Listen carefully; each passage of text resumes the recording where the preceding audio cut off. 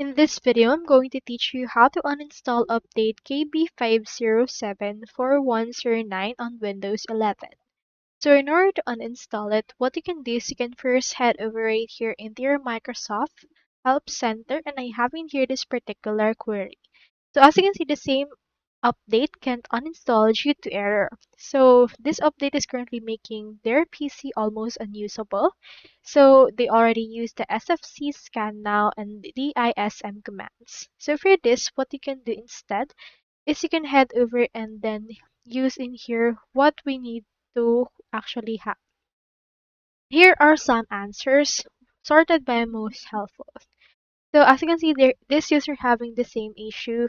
So what you can do is you can try the fix problems with Windows Update, which took 12 hours, and you can try to see if that works.